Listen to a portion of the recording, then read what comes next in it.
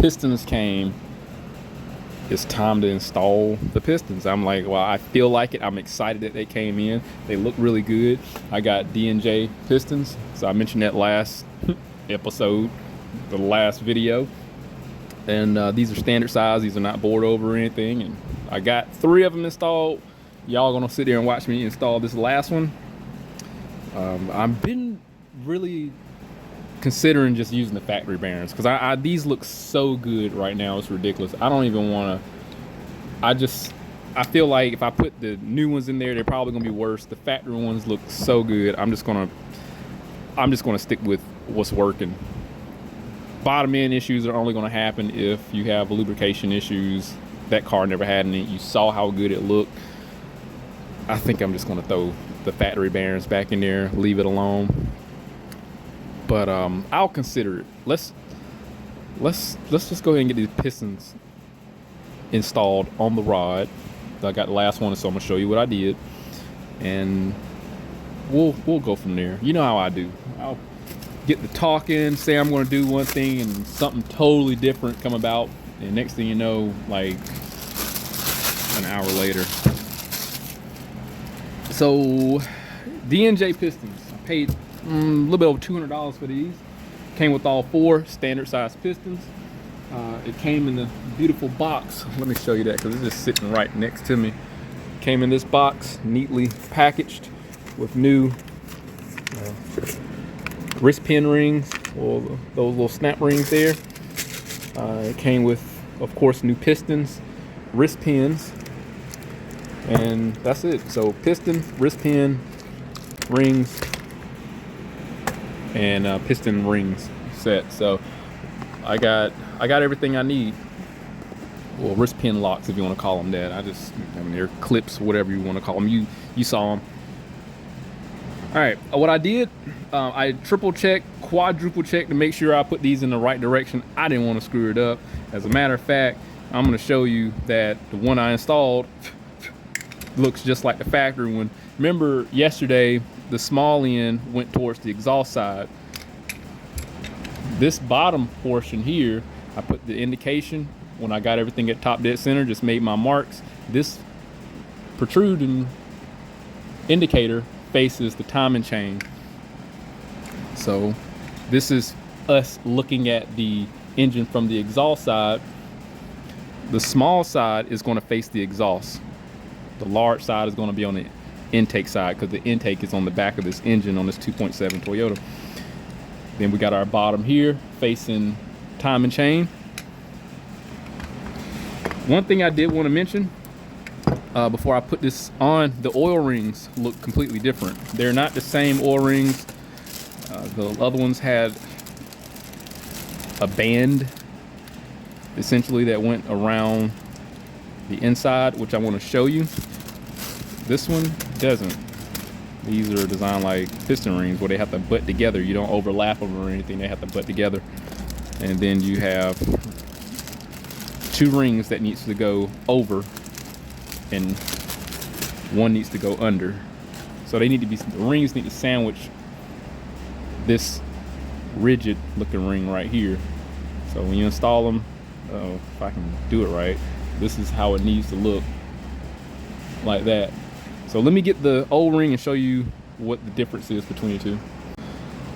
So with the old rings, this band here went around the piston. I'm pretty sure it was a lot more elastic, obviously, because this was just stuck on there. And here's the ring.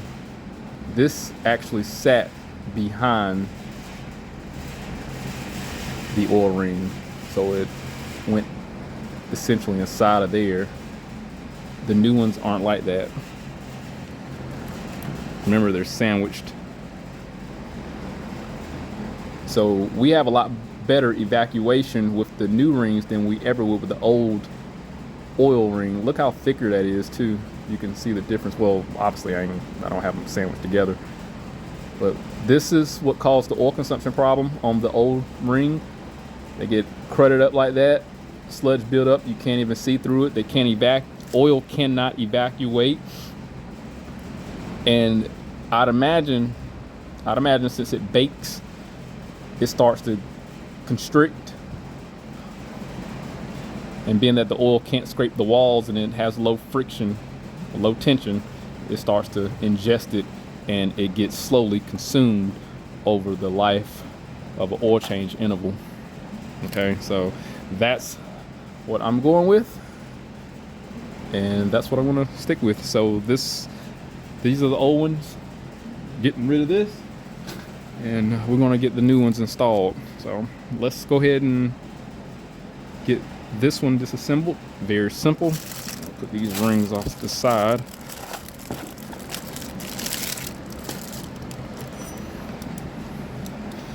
So we have the wrist pin locks. Simply what I'm gonna do, there's a little cove. Where is it at? It was down in there somewhere, right there. Right there. I'm gonna get a pick, get inside of there, push up on it.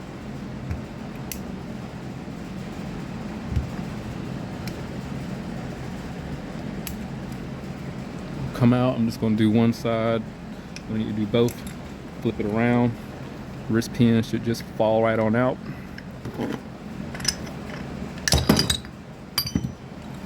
I know I could probably damage the piston. Go easy on me. All right. Kind of common sense here. So this is how we're lined up. Remember our indication at the bottom. Small faces the exhaust side. Just remove it. Put it off to the side. Just going to take a shop towel, clean shop rag, and just wipe it off.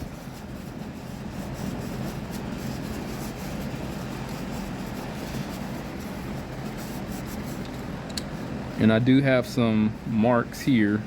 Well, I had some, but they wiped off. And I'm going to mark it anyway, just to be on the safe side. So this is the side that faces our timing chain. This is the third one. That's my mark here to face the exhaust side. Bottom's facing the timing chain. Just off to the side here. I'm gonna grab a lock from the new assortment. You can put it on either side, however you personally decide to.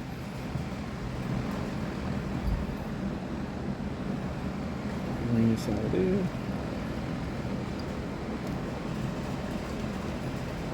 Take a small flathead. Once it gets partially into its seat, take this and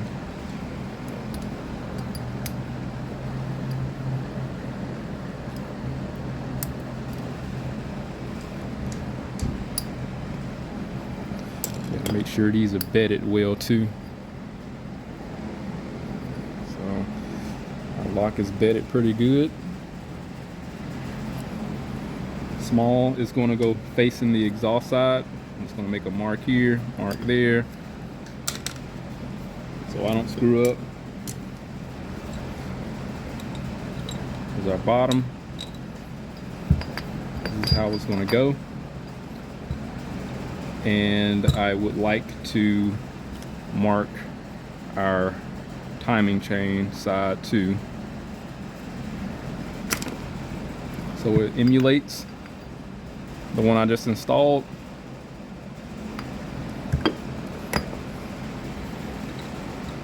Since I already got the lock in there, I'm just using Lucas Oil Stabilizer assembly lube. It works perfectly fine.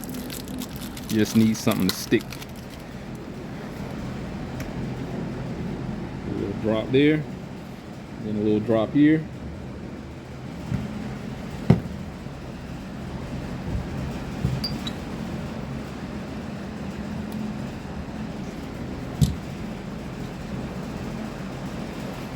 So I'm going to go on the opposite side where I installed the lock pin, and it just goes in just as easy as it needs to. These are floating style.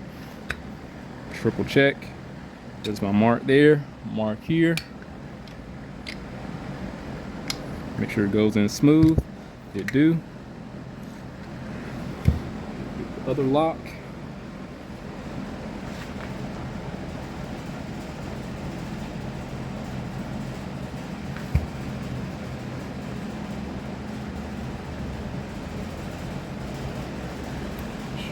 bedded.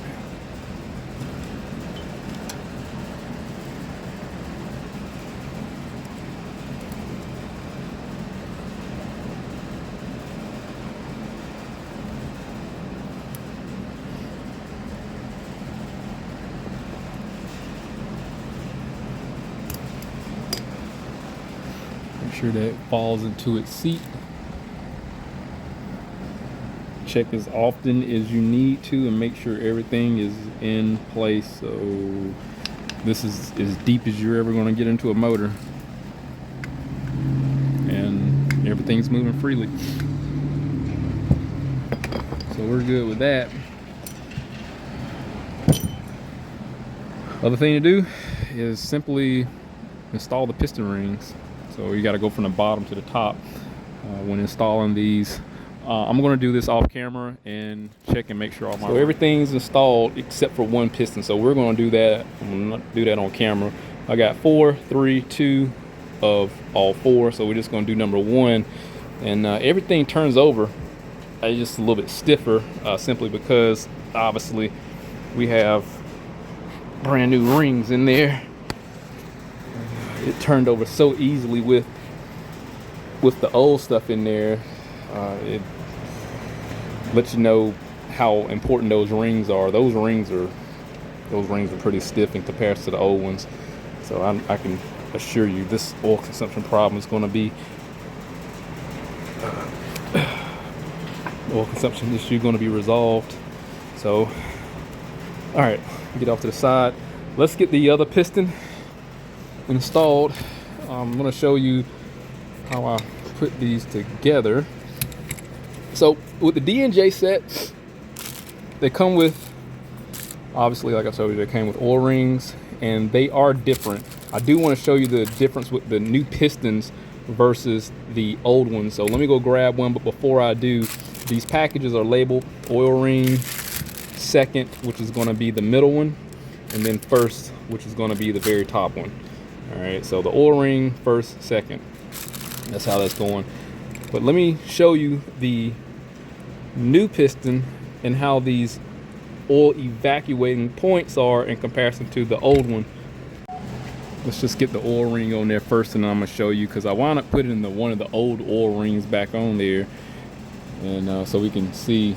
So these ejection ports at the bottom are exposed on the old one, but it's just a ring issue. It's because of the rings and how they were designed for the oil rings, it still was susceptible for oil collection and buildup. You'll see the big difference here. So let's go ahead and grab this one. So I'm gonna put the wavy ring on first. They don't need the overlap. They just simply need to, let's grab it right there. They simply need to butt together. And they fit extremely well too, by the way. And then we just grab a ring. These it don't matter how these go, upside down or not. I mean, they're not directional. That's what I'm getting at. Yes, there's a tool for this, but I mean, honestly, I never had any issues getting piston rings on without this tool mentioned.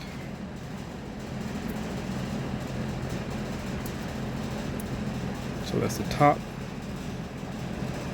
Then we're going to do the bottom.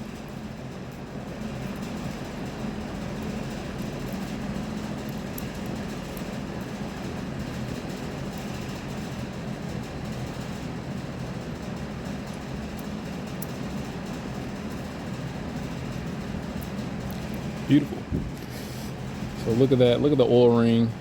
Let's look at the evacuating ports. Look how it's going to be less susceptible to oil accumulation and baking. Where's the old one at? And mind you, that other wavy, or that spring went in behind this, so that was even more of a restriction.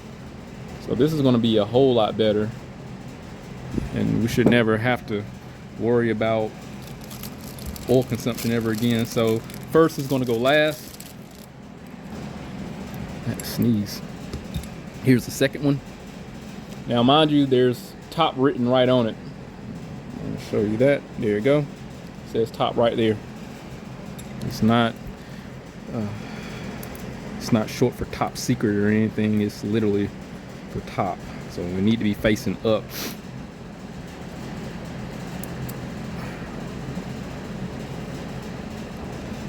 There we go. And then one, it's gonna go in one, same thing. There's our words.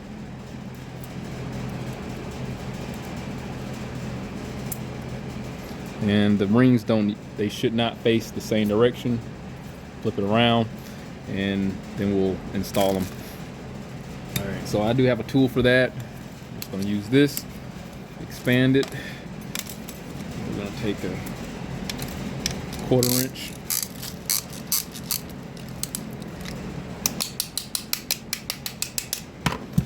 Now, what I'll do, move it around and look between it, and you should not see, like right there, right here, you don't see the ring. So that means the ring is collapsed. As far as oil that goes into the cylinder, is a little bit of oil on this sleeve here, but I'm still going to use Lucas. It's thick, it's viscous, it's going to leave a long-lasting coat in the bore, so I don't have to worry. Oh gosh, I don't have to worry about it ever running off if I was to use engine oil. So there's our cap. Clean that off. Put a little bit of Lucas on there.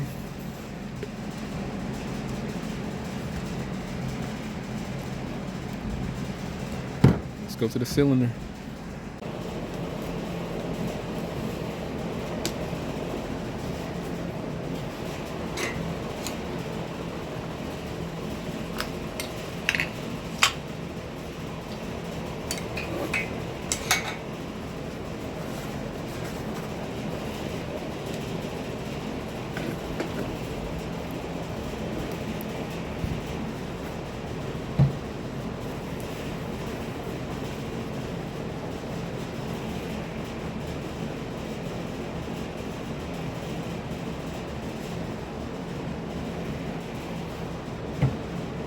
So I know it may not seem like much, but you just simply need a layer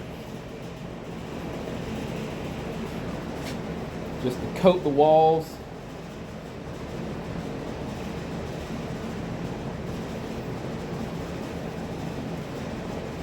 It needs to stay coated long enough for that first startup for oil to get thrown around everywhere.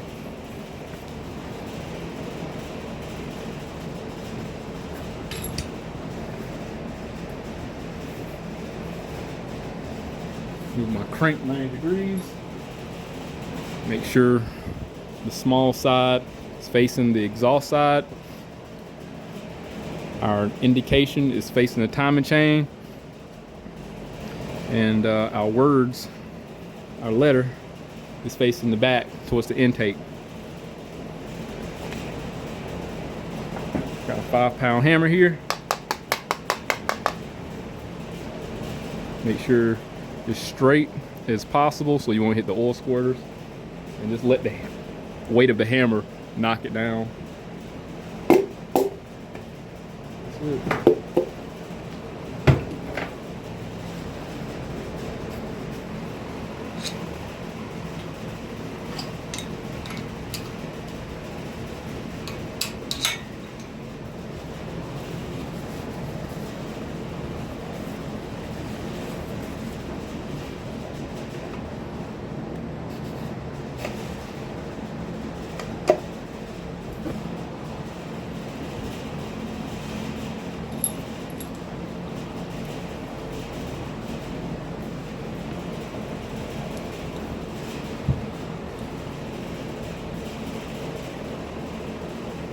There's our indicated mark facing the timing chain.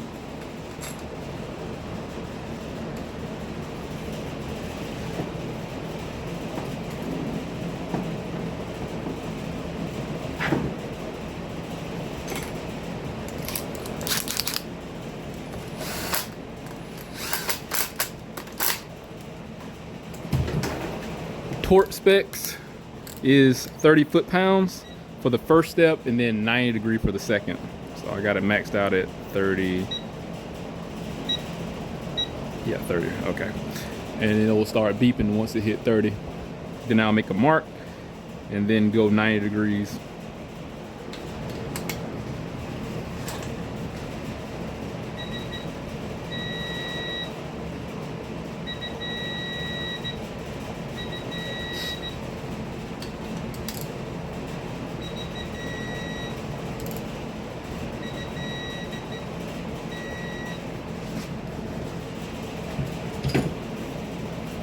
I'll make a 0 indicated mark and then I'm gonna run it 90 degrees. So that's my 0 mark and it's just estimation. So if you wanna, I got a degree wheel, but I'm gonna be honest, it's not that serious.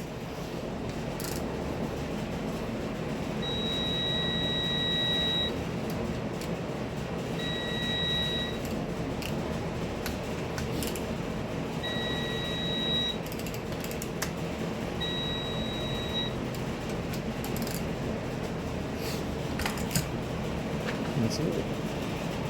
Ooh. See if it'll rotate.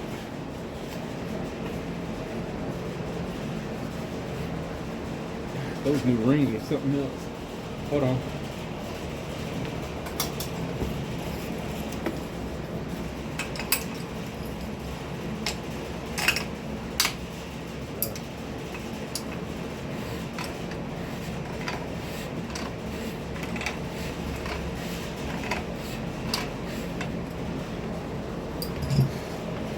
Again, it's a little stiff because of those rings again. I didn't put anything wrong. The main thing is when you rotate it, you don't want to hear any binding, crunching, scraping. So let's turn it around.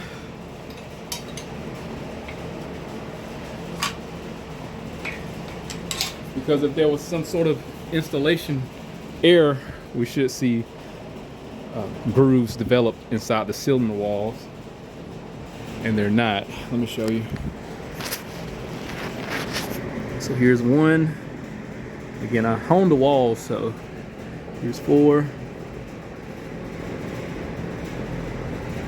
And 2 and 3, I can guarantee they're going to be fine. I've already installed all those and triple checked everything. So just to go back over my marks. The tops of the pistons are facing the appropriate direction. The small end go towards the exhaust side. Same with the number 4. And everything's torqued down because everything got installed individually and it had my undivided attention. Engine rolls over pretty well. The walls are slick. Still has a film over it. It's not dry. Other than that, only thing I do, I have to wait on. I went ahead and pulled out the crank seal, the rear main seal. I just gotta wait on that before I put everything back because it's just easier to install the crank seal with the other half of the seal housing out.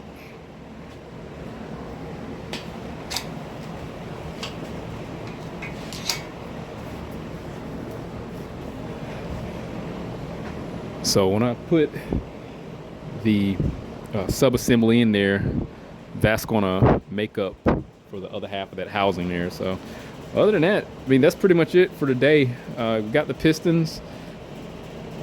That literally came in today. I couldn't just let those old bearings for the rods just go unused. I mean, they look beautiful. They were amazing. I feel bad putting some aftermarket stuff in there, to be honest. I'm just gonna leave those alone. I just feel like somebody's gonna say something about the Lucas. The Lucas is a stabilizer. It's got the same consistency and viscosity of assembly lube. I'm not gonna sit there and use assembly. You can use engine oil. I've seen people install pistons using WD-40. So you can feel how you want to feel about it. But the Lucas is the oil stabilizer. As long as it's coated, it's going to hold. It's going to be there for enough for how long will it take? About 5 seconds for oil to reach, start to get sloshed around in most cases. So we're good. I'm not going to break my neck over that.